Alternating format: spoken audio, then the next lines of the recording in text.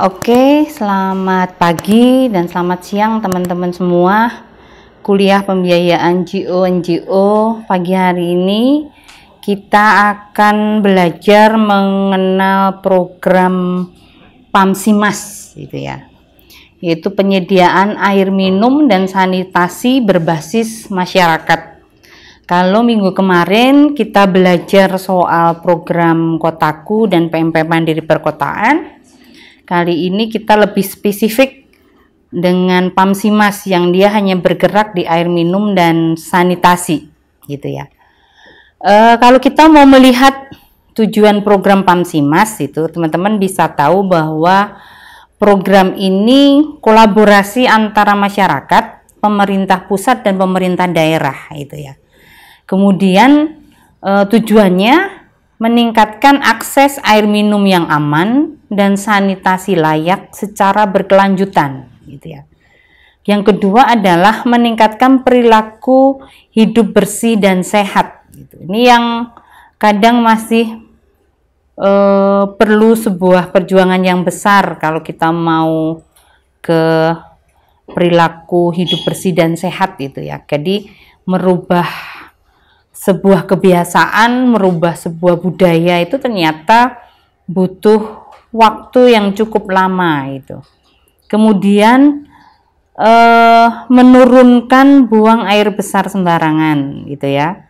Kemudian menurunkan angka penyakit. Ini tujuan program dari PAMSIMAS, teman-teman. Di PAMSIMAS ini pembangunan air minum dan sanitasi pedesaan menempatkan masyarakat sebagai pelaku utama untuk keberlanjutan pelayanannya gitu ya. Masyarakat merencanakan sendiri, melaksanakan sendiri, kemudian membangun, mengoperasionalkan, memelihara dan mengembangkan. Jadi memang program-program pemberdayaan masyarakat ini selalu diawali dengan sebuah perencanaan yang direncanakan oleh masyarakat, kemudian masyarakat melaksanakan dan melakukan pembangunan, kemudian juga harus mengoperasionalkan, memelihara dan mengembangkan gitu ya. Ini program penyediaan air minum dan sanitasi berbasis masyarakat, teman-teman. Nanti kita akan lihat juga berbagai kendala yang ada gitu ya. Sebagai strategi program, PAMSIMAS mewadahi atau mengkolaborasikan program-program air minum dan sanitasi berdesaan berbasis masyarakat dari berbagai sumber pendanaan. Jadi kalau kita mau melihat sumber-sumber pendanaan untuk program-program air minum dan juga sanitasi, itu di masyarakat banyak sekali gitu ya. Tetapi semua adalah untuk pencapaian akses 100% air minum dan sanitasi di desa tersebut gitu ya. Contoh beberapa program atau pendanaan itu ada DAK PAM STBM, ada hibah air minum pedesaan, dananya dari APBD provinsi ataupun kabupaten dan program lainnya. Kemudian target program nasional di PAMSIMAS ini adalah yang pertama, tambahan penduduk mengakses sarana air minum aman dan berkelanjutan gitu ya. Secara nasional ternyata masih ada 22,1 juta jiwa gitu yang belum mengakses air minum aman. Air minum aman itu berarti air minum yang terlindungi gitu ya. Kemudian tambahan penduduk mengakses sarana sanitasi layak dan berkelanjutan. Ini masih ada 14,9 juta jiwa yang belum mengakses. Kemudian yang ketiga, masyarakat dusun lokasi program menerapkan stop buang air besar sembarangan. Targetnya nasional 60%. Ternyata penduduk masyarakat di Indonesia ini buang air besar sembarangannya itu luar biasa, teman-teman, kalau mau dilihat gitu ya. Seperti contoh di Kabupaten Magelang itu, masyarakat lebih suka BAB ini di sungai.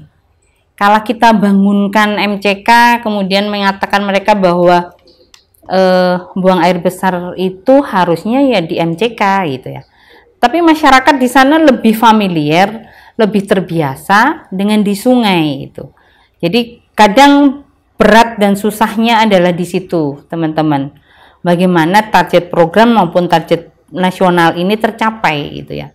Infrastruktur sudah kita bangunkan, tetapi bagaimana masyarakat memanfaatkan secara optimal infrastruktur yang sudah dibangun, kemudian melakukan kebiasaan-kebiasaan yang selama ini mereka lakukan dirubah, itu juga butuh waktu yang sangat lama.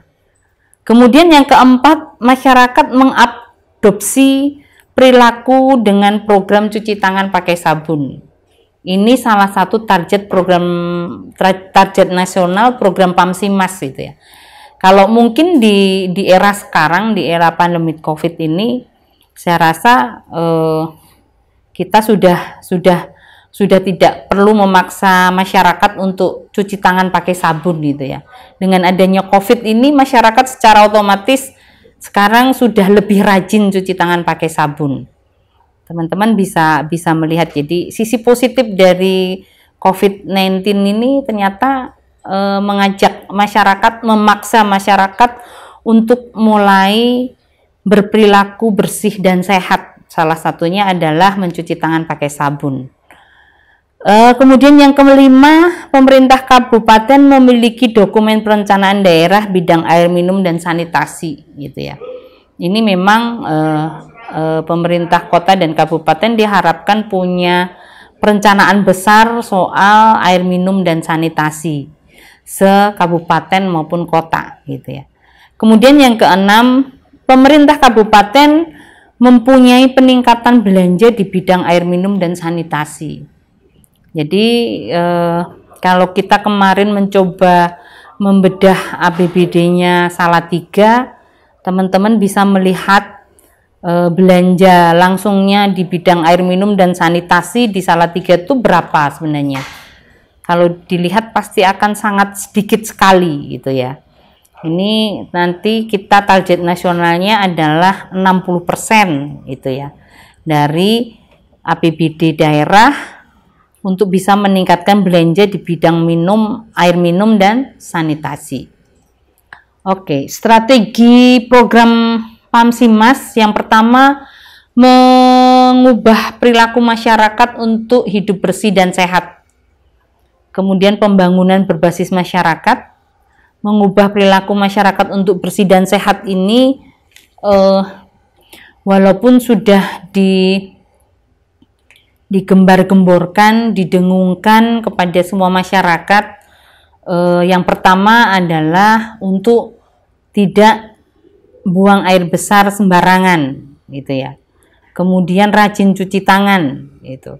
Ini perilaku ini ternyata teman-teman walaupun sudah disosialisasikan sampai tingkat basis itu, teman-teman kalau lihat sampai di kelompok-kelompok kecil masyarakat, ibu-ibu di desa Wisma itu ya, mereka sudah menyarankan, meminta untuk masyarakat berperilaku hidup bersih dan sehat gitu.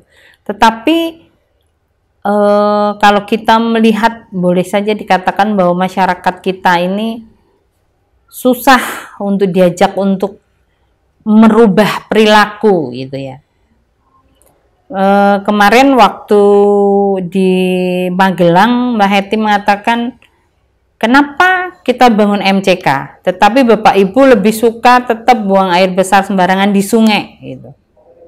Katanya satu, nggak kebiasa gitu ya. MCK-nya bersih, ini malah jadi mereka katanya nggak bisa keluar gitu.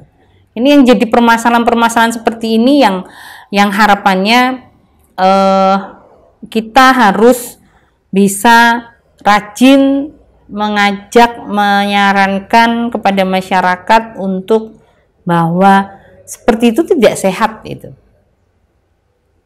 Susah sih teman-teman kalau mengajak masyarakat itu, karena selalu mengatakan contoh. Kita memberi dia dengan alasan kesehatan gitu ya.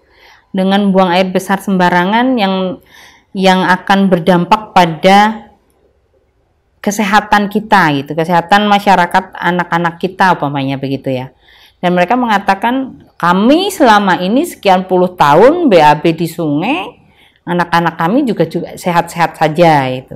Ini yang menjadi permasalahan kita, kadang masyarakat itu butuh sebuah contoh gitu ya. Jadi sebenarnya kalau mau melihat permasalahan terbesar adalah penyakitnya itu adalah disebabkan karena virus gitu ya. Kalau BAB sembarangan itu akan mengakibatkan kita sering kena flu, mungkin juga demam berdarah dan sebagainya gitu ya. Kemudian strategi program Pamsimas yang kedua adalah pembangunan berbasis masyarakat. Teman-teman kalau melihat semua program-program pemerintah sekarang banyak memberikan kepada mereka semuanya memakai berbasis masyarakat gitu ya. Harapannya apa? Kalau sebuah program perencanaan direncanakan sendiri oleh masyarakat, itu harapannya adalah sebuah keinginan, sebuah kebutuhan masyarakat untuk menjadi lebih baik gitu. Kemudian yang ketiga, sharing program. Tadi Mbak Heti sudah katakan di depan, ada sharing program APBN, APBD, APBDes, ada swasta, ada perbankan dan kelompok-kelompok peduli. Jadi memang semuanya harapannya saling bersinergi, saling berkolaborasi gitu ya. Kemudian penguatan kelembagaan di tingkat kabupaten untuk keberlanjutan program. Jadi memang kadang program ini selesai dibangun, akhirnya akan menjadi monumen. Harapannya enggak seperti itu gitu ya. Kemarin waktu di program Kotakunya Mbak Heti juga begitu, akhirnya menjadi monumen-monumen Kementerian PU gitu ya. Tetapi dengan penguatan kelembagaan, harapannya program ini bisa sustain, bisa berlanjut, bisa dimanfaatkan gitu ya, dimanfaatkan oleh masyarakat. Dan kemudian dengan adanya kelembagaan yang selalu dibina oleh pemerintah daerah, kegiatan-kegiatan yang dibangun, pembangunan infrastruktur ini bisa dimanfaatkan dan bisa berlanjut gitu. Kemudian penguatan peran pemerintah desa untuk pembinaan, pengawasan, dan pendanaan. Jadi program Pamsimas ini adalah membangun air bersih untuk masyarakat, biasanya dengan membangun sumur atesis gitu ya. Bagaimana sumur atesis itu dibangunkan oleh program Pamsimas, kemudian bagaimana masyarakat bisa memanfaatkan air bersih ini seluas-luasnya, itu memang harus ada peran pemerintah daerah maupun pemerintah desa untuk membina, mengawasi, dan juga mungkin membantu di perawatannya, pendanaan perawatannya. Itu ya, ini strateginya program Pamsimas teman-teman. Kemudian prinsip program Pamsimas adalah yang pertama, tanggap kebutuhan gitu ya. Jadi kita akan melihat, kita akan berdiskusi bersama masyarakat bagaimana permasalahan atau kebutuhan apa yang dibutuhkan masyarakat di desa tersebut soal air bersih dan sanitasi. Kemudian partisipatif, harapannya semua masyarakat ikut berpartisipasi, ikut andil dalam pengambilan sebuah keputusan gitu ya.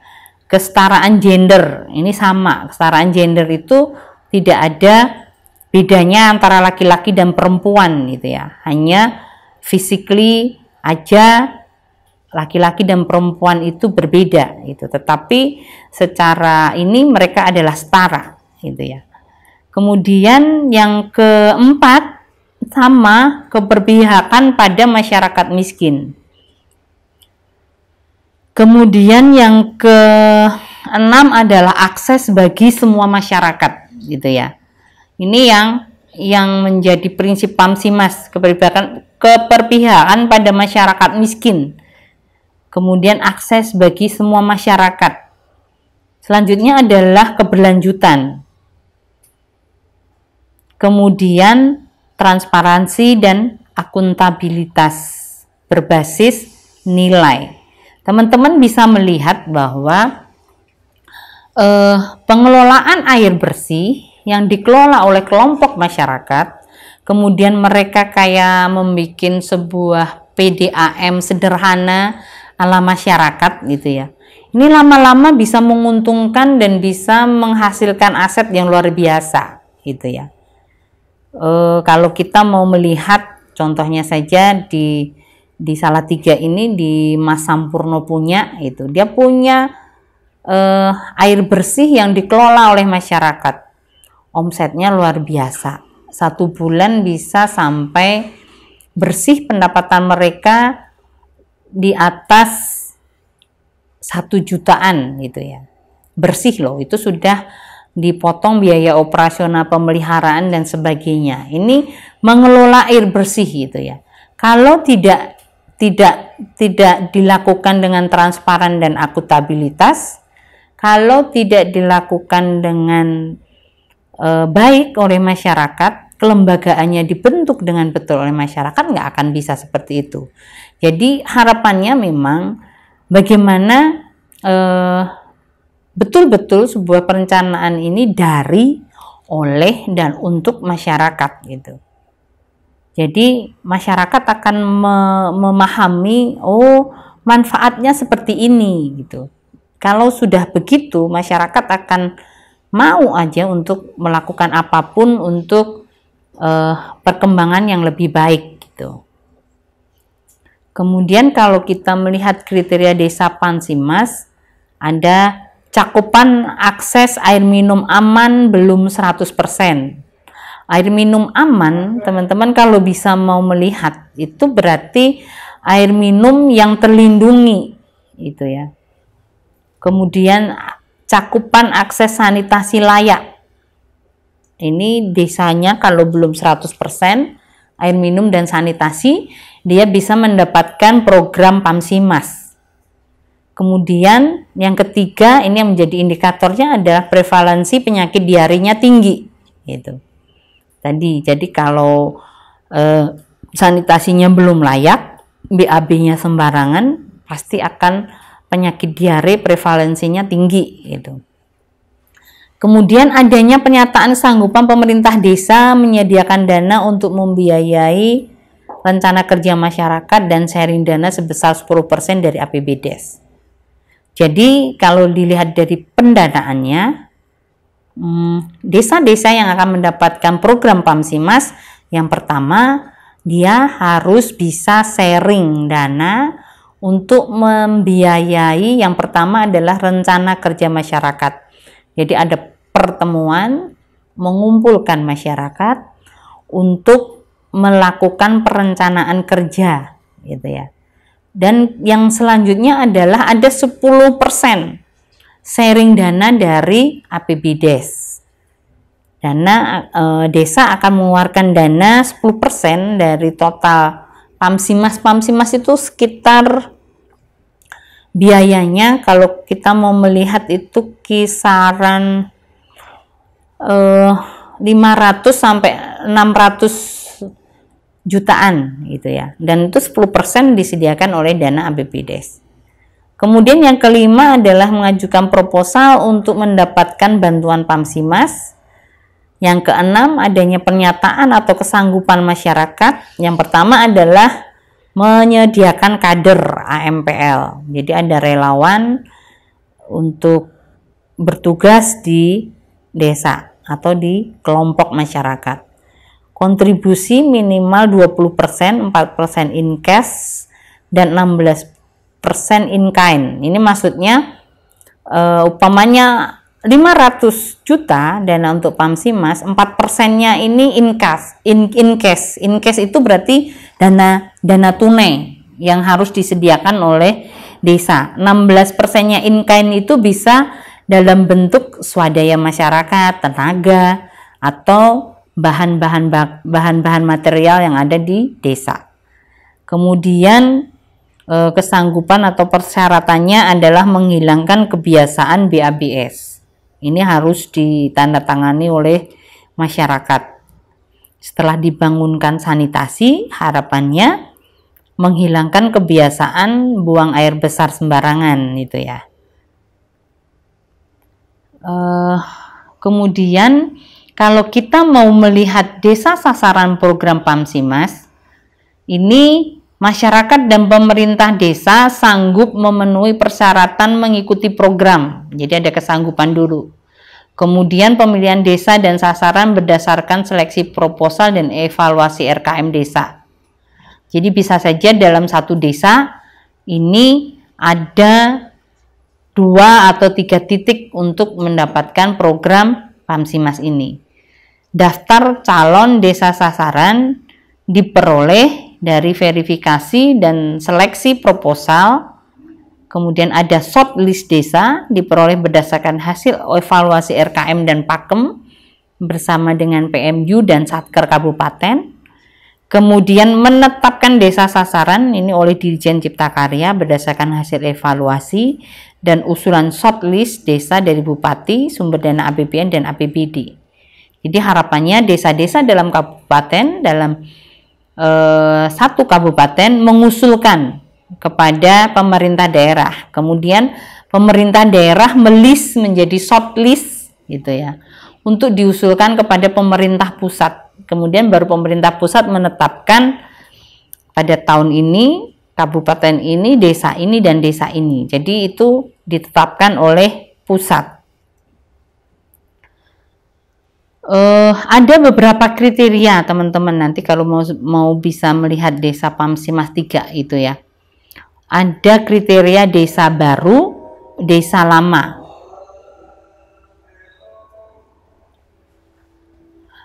Harapannya untuk desa baru itu berarti desa yang belum pernah sama sekali mendapatkan lokasi Pamsimas. Berarti dia pembangunan baru atau perluasan, pengembangan, peningkatan, perbaikan kinerja. Ini harapannya berarti dalam satu desa itu sama sekali tidak ada akses air bersih umpamanya. Berarti dia akan mendapatkan air bersih, itu desa baru. Belum pernah mendapatkan program Pamsimas dari yang dulu atau belum pernah mendapatkan pembangunan sanitasi gitu ya. Ini betul-betul baru gitu ya. Kemudian desa lama ini berarti pernah menjadi lokasi Pamsimas. Umpamanya pada tahun 2018 gitu. Desa ini mendapatkan program Pamsimas dan dia hanya mendapatkan bantuan untuk pengeboran air bersih gitu ya. Dan air bersih ini belum didistribusikan gitu. Jadi untuk tahun berikutnya, tahun 2019 dia akan mendapatkan program yang sama lagi, tetapi khusus hanya untuk pembangunan SR, jadi saluran langsung kepada individu-individu masyarakat itu. Itu untuk lokasi lama. Kemudian untuk program AMPL atau sanitasi pedesaan ada DAK kesehatan. Ini biasanya belum pernah menjadi lokasi Pamsimas maupun STPM. Jadi pembangunan baru, perluasan pembangunan, peningkatan perbaikan kinerja. Hibah air minum pedesaan berbasis kinerja ini biasanya di lokasi yang pernah menjadi lokasi Pamsimas atau sudah ada BPS PAM-nya dan iuran, jadi sudah ada iurannya. Ini biasanya hanya di perluasan gitu ya. Teman-teman kalau mau melihat, jadi program Pamsimas itu rata-rata satu, pembangunan sumur artesis dia tarik ke atas.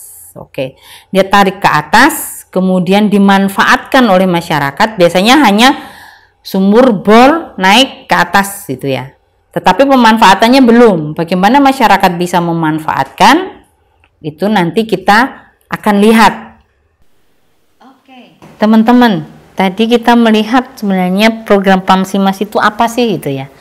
Tadi Mbak Eti mengatakan bahwa pembangunan sumur bor, sumur artesis itu ya. Jadi kalau kriteria desa tadi menentukan bahwa ternyata desa A ini akses air bersihnya masyarakat masih kurang, makanya perlu dibangunkan air bersih. Biasanya air bersih memang kalau Pamsimas air artesis, jadi kita akan menggali dalam gitu ya. Jadi bagaimana sumur bor ini kita tarik ke atas, bagaimana airnya bisa dimanfaatkan oleh masyarakat, dan tentunya pasti dengan untuk memanfaatkan pasti nanti akan dengan ada beberapa kali uji lab untuk bisa dimanfaatkan kepada masyarakat. Jadi kalau mau melihat Pamsimas ini lebih kepada bagaimana masyarakat mendapatkan air bersih secara mandiri, kemudian dikelola dengan baik oleh masyarakat gitu ya, dan dimanfaatkan seluas-luasnya oleh masyarakat gitu. Begitu juga dengan sanitasi. Di sanitasi ini biasanya program Pamsimas akan membangunkan sebuah sanitasi komunal gitu ya, sanitasi komunal berbasis masyarakat, itu sama itu. Jadi bagaimana sanitasi yang benar, yang baik oleh masyarakat itu seperti apa? Biasanya memang banyak sih di Kota Magelang itu rumah-rumah mewah itu, tetapi ternyata BAB-nya nggak ada septic tank-nya gitu ya. Mereka lebih suka kemudian rumah bagus, kloset duduk, tapi begitu di ini larinya tetap aja ke sungai atau ke saluran-saluran drainase. Itu banyak terjadi. Lah padahal yang betul adalah harus ada IPAL-nya, harus ada septic tank-nya gitu ya. Bagaimana nanti yang keluar di drainase atau yang keluar di sungai itu adalah air yang sudah disaring beberapa kali dan itu benar-benar bersih gitu.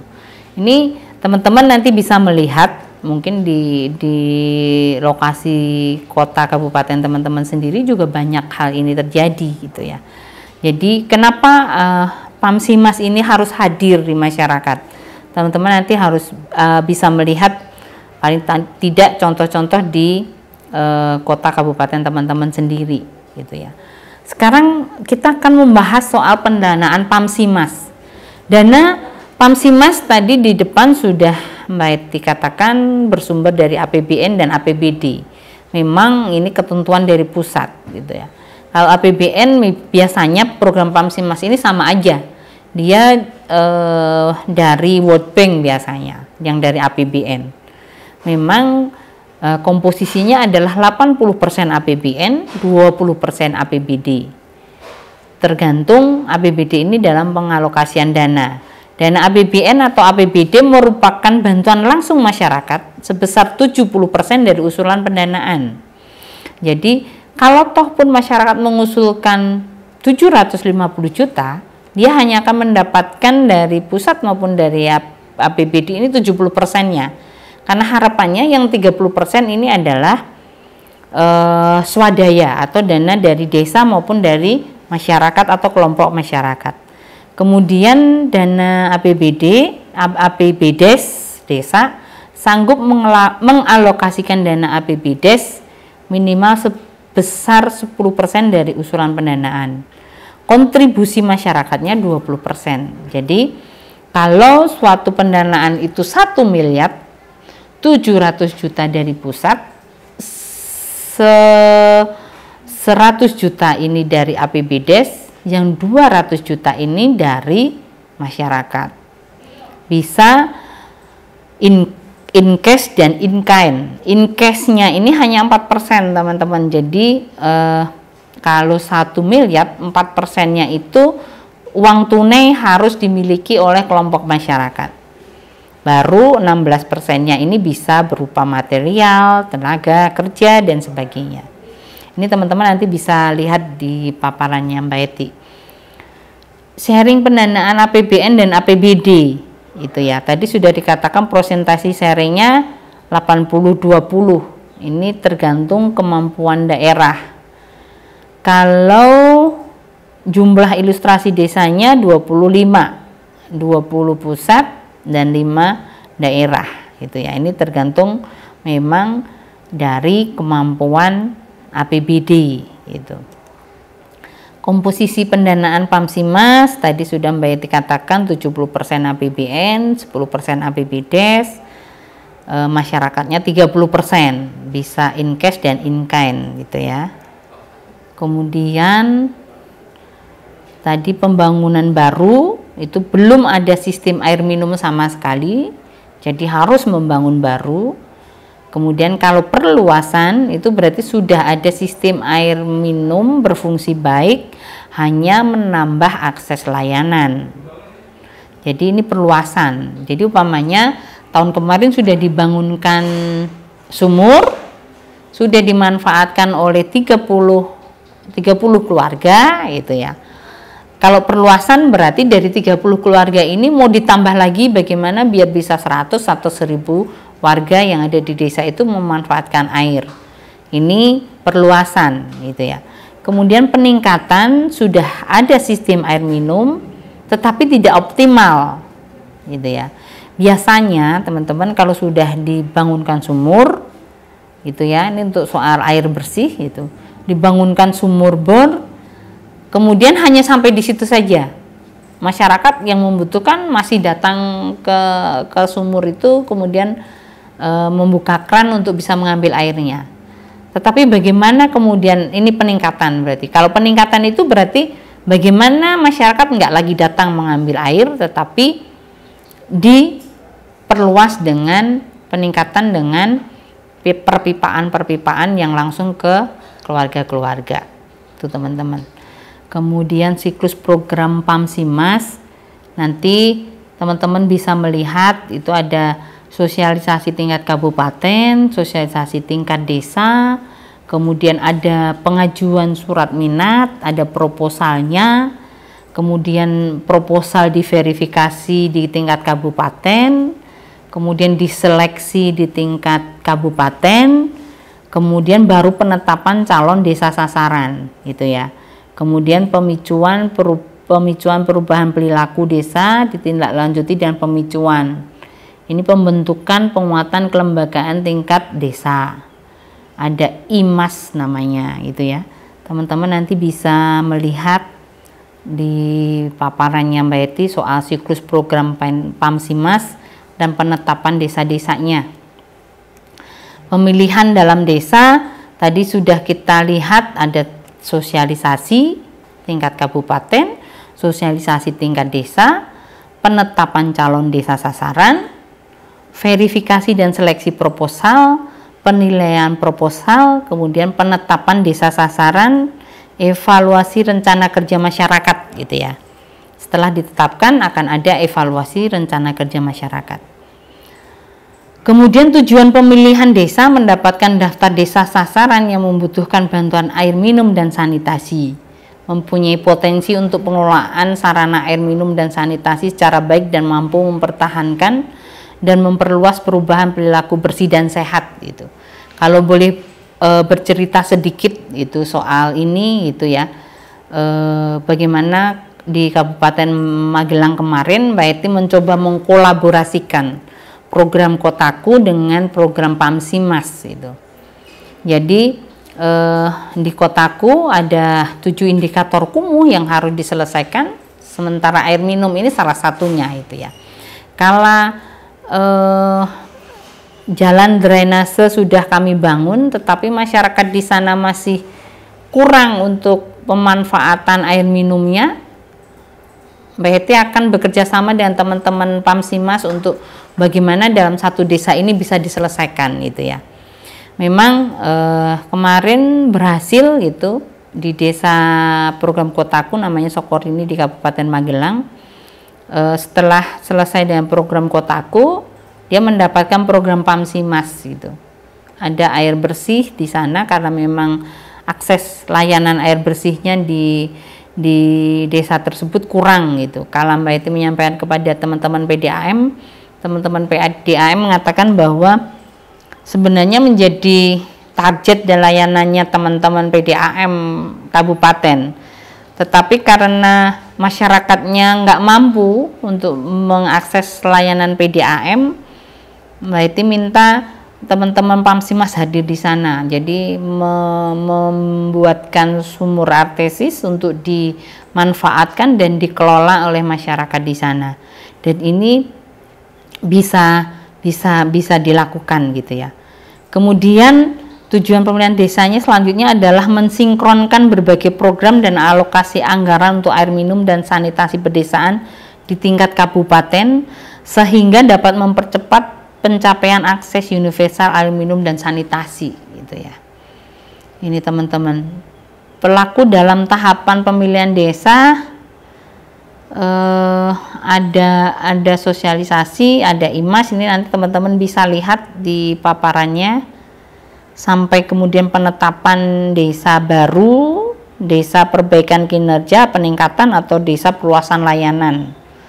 Siklusnya bagaimana dilaksanakan dari bulan Januari sampai bulan Oktober, itu teman-teman nanti bisa melihat gitu ya. Ada long list, calon desa sasaran, bagaimana rencana kerja masyarakat menyusun perencanaan, kemudian shortlist dan penetapan desa sasaran ini oleh Kementerian PUPR dan Bupati. Pengelolaan program, Bupati adalah penanggung jawab pelaksana program Pamsimas di lingkup kabupaten.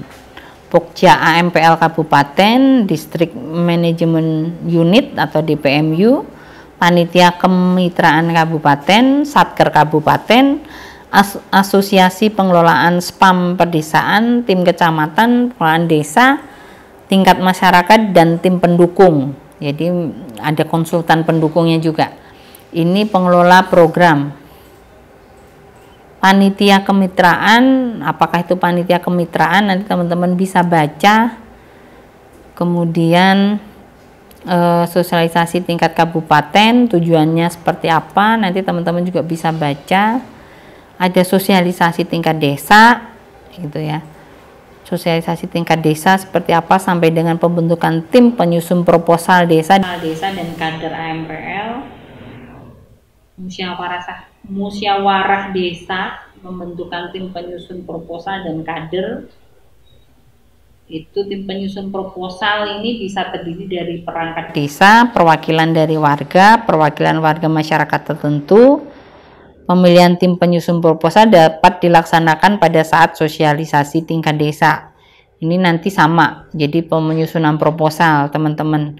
Besok di akhir kuliah tugasnya adalah menyusun proposal untuk desa mendapatkan program gitu ya. Bisa program Pamsimas, bisa program Kotaku, bisa program DAK. Besok minggu depan kita akan belajar soal DAK integrasi gitu ya. Kemudian IMAS tahap 1, IMAS ini identifikasi masalah dan analisis situasi. Yang pertama, tahap 1 ini mengidentifikasi kondisi umum masyarakat terkait air minum dan sanitasi, tingkat kebutuhan masyarakat terhadap fasilitasi air minum dan sanitasi, serta mengidentifikasi sumber daya dan potensi yang tersedia di masyarakat gitu ya.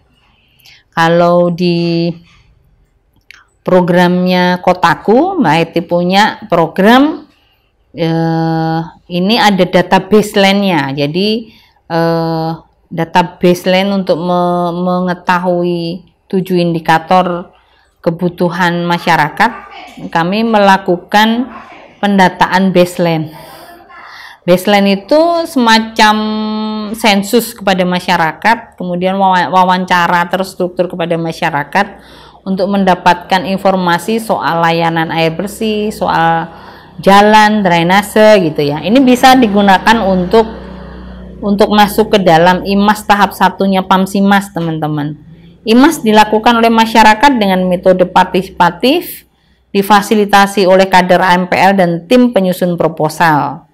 Hasil IMAS tahap 1 meliputi data mengenai jumlah penduduk dengan akses air minum aman dan sanitasi layak, jumlah warga dengan kebutuhan air minum dan sanitasi, kinerja pengelolaan spam desa jika sudah ada, perilaku buang air besar sembarangan, serta rencana pembangunan spam.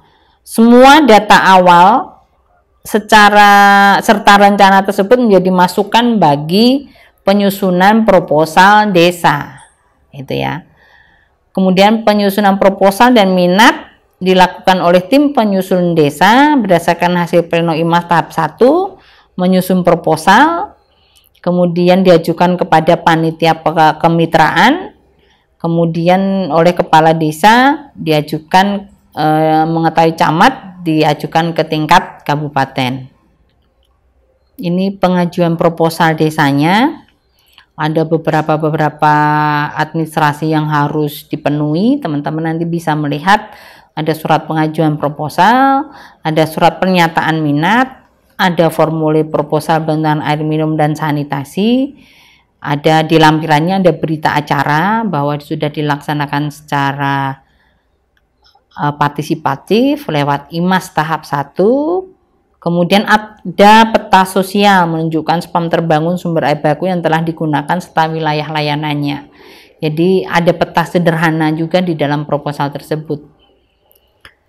Kemudian peta rencana spam desa yang ditujukan lokasi sumber air baku, daftar sumber air baku yang tersedia, daftar calon pemanfaatannya, berita acara sosialisasinya. Ini komplit teman-teman. Berita acara ini harus terpenuhi dalam lampiran proposal desa, gitu ya. Kemudian pengiriman proposalnya seperti apa, kemudian jadwal penyusunan proposal dan RKM Pamsimas, teman-teman nanti bisa melihat di bahan atau materi yang Mbak Eti kirimkan ke teman-teman nanti. Itu semua soal bagaimana Pamsimas desa berjalan teman-teman. Jadi selain air bersih ada juga sanitasi. Biasanya kalau kita mau melihat program air bersih itu tadi dikatakan bahwa air bersih kemudian dikelola oleh masyarakat, dimanfaatkan oleh masyarakat, dikelola oleh suatu lembaga yang dibentuk oleh masyarakat. Sama juga dengan sanitasi, gitu ya. Sanitasi berbasis masyarakat ini sama. Jadi di situ akan dibangunkan septic tank besar, kemudian masyarakat semua bisa mengakses lewat saluran-saluran SR-nya, itu ya, dimanfaatkan oleh semua masyarakat, dikelola oleh sebuah lembaga, di mana lembaga ini juga ada kepengurusannya secara benar, gitu ya. Di sana pun nanti akan ada selain pemeliharaan, dan ini teman-teman juga bisa melihat bahwa dengan adanya air bersih dimanfaatkan, adanya sanitasi yang dimanfaatkan oleh masyarakat, itu nanti bisa dikelola baik oleh masyarakat, dan teman-teman pasti akan tahu bahwa sebenarnya kalau betul-betul dimanfaatkan dengan baik, ini akan bermanfaat untuk masyarakat dalam satu desa tersebut, gitu ya. Air bersih itu ada beberapa contoh teman-teman, nanti mungkin di wilayah teman-teman sendiri pun juga ada beberapa contoh atau best practice yang sudah berhasil, bagaimana kelompok-kelompok pengelolaan air bersih masyarakat ini bisa menghasilkan dana yang luar biasa, gitu ya. Dana yang sangat besar teman-teman, berawal dari kecil, gitu ya. Kalau kemarin cerita aja gitu, di Salatiga Mbak Eti dan Om Roy pernah membina kelompok-kelompok pengelola air. Bagaimana kelompok-kelompok pengelola air ini berawal dari dana yang hanya kecil, gitu ya. Iuran masyarakat itu awalnya hanya 10.000 per rumah tangga, gitu ya. Dari per 10.000 rumah tangga itu ternyata hasilnya juga luar biasa. Kalau betul-betul dalam 1 tahun kemudian dilaporkan oleh kelompok pengelola air bersih ini dengan benar itu. Kelompok air bersih ini kemudian melaporkan dengan benar, hasilnya sangat luar biasa teman-teman. Hasilnya sangat besar. Nah, Mbak Heti yakin di wilayah di dekat-dekat teman-teman sendiri banyak yang sudah berhasil gitu ya. Nanti pasti di satu kota kabupaten itu ada yang sudah berhasil mengelola air bersih maupun sanitasinya. Teman-teman nanti bisa melihat atau bisa mengetahui di wilayahnya sendiri. Kemudian di akhir kuliah biasa Mbak Heti akan ada 2 pertanyaan untuk teman-teman. Silahkan ditulis, dideskripsikan secara singkat saja pemahaman teman-teman tentang program PAMSIMAS. Kemudian yang kedua adalah bagaimana proses pendanaannya. Ini tugas kita di kuliah mengenal program PAMSIMAS di siang hari ini. Harapannya teman-teman bisa mengerjakannya, dan biasa tugasnya dikumpul minggu depan sebelum kita kuliah lagi. Gitu ya. Mungkin itu teman-teman yang bisa Mbak Heti sampaikan di kuliah kita mengenal PAMSIMAS siang hari ini. Semoga bermanfaat. Semua diskusi silahkan, kalau ada yang mau ditanyakan silahkan bertanya di WA Group, selalu terbuka pada saat jam kuliah itu ya. Dan saya akhiri perkuliahan kita siang hari ini. Semoga Tuhan memberkati kita semua. Amin.